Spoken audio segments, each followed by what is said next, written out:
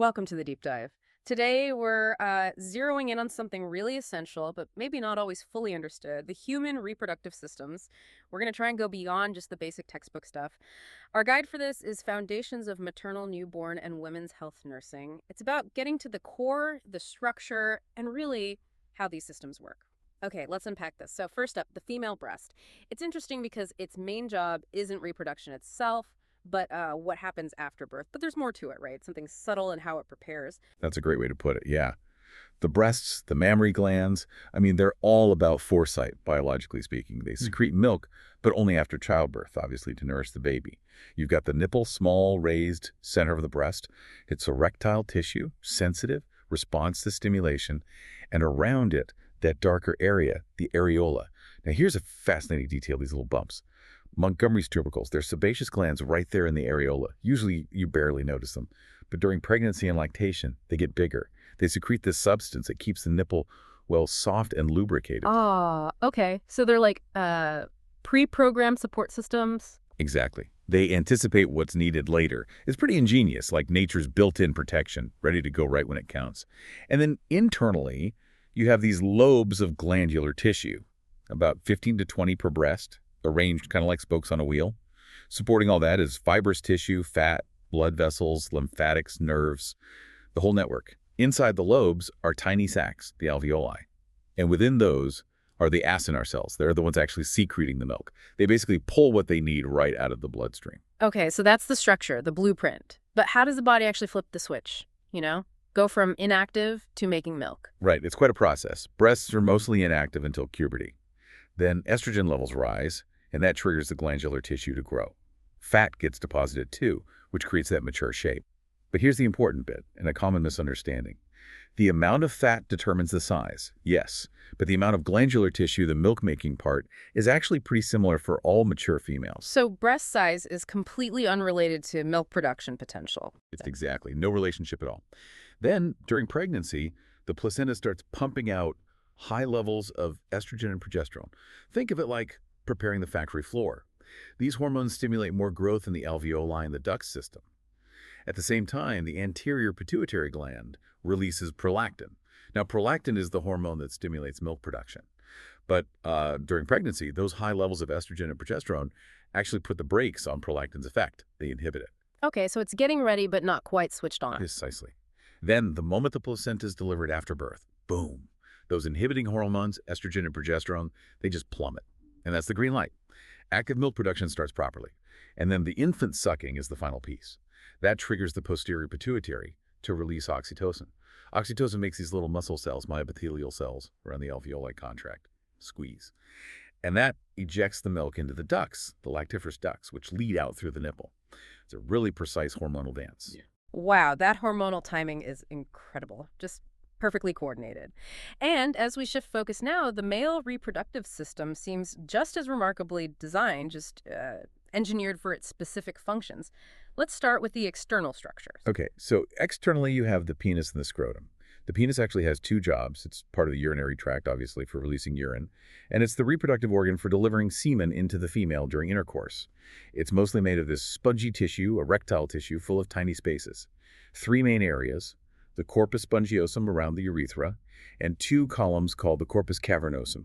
Normally it's flaccid, but with sexual stimulation, arteries inside dilate, veins get partly blocked off, and blood gets trapped in that spongy tissue. That causes the erection.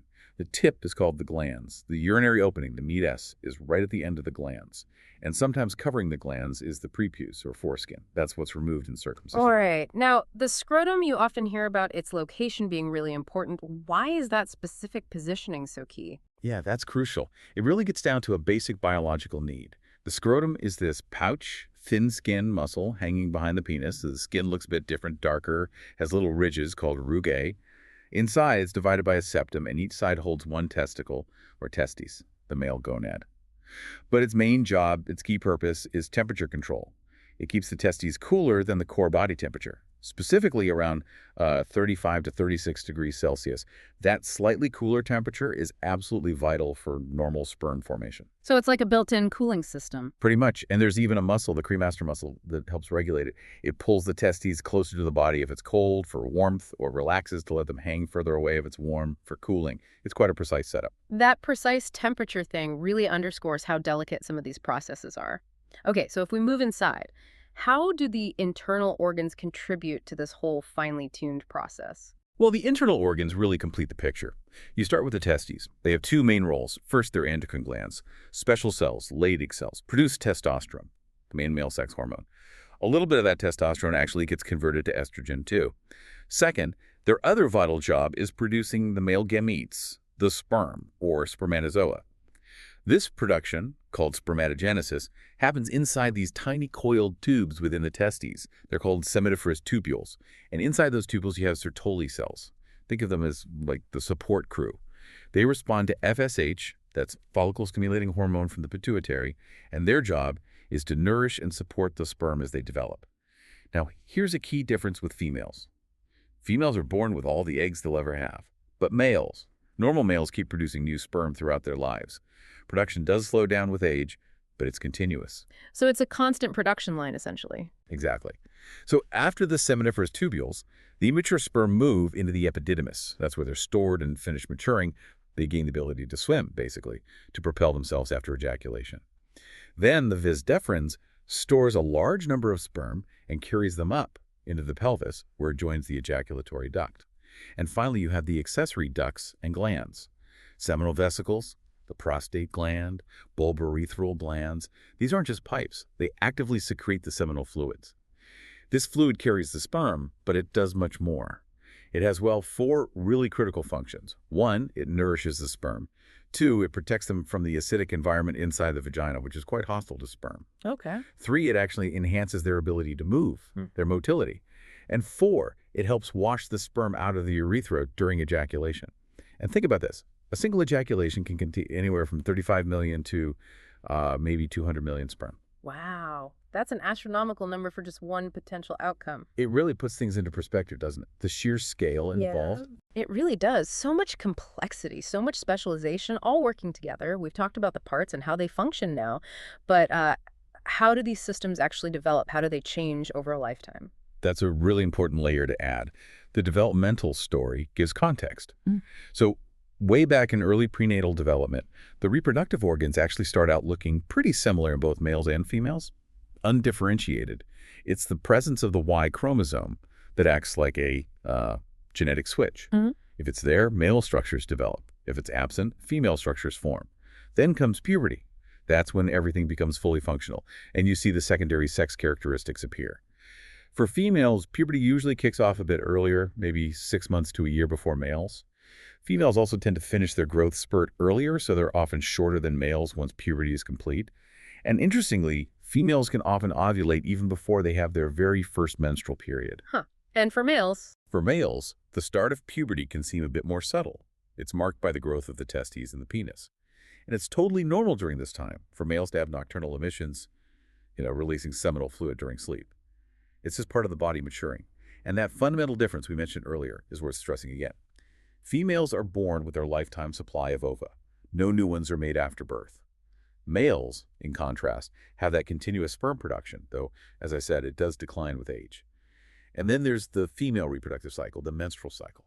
It's this incredibly complex monthly rhythm.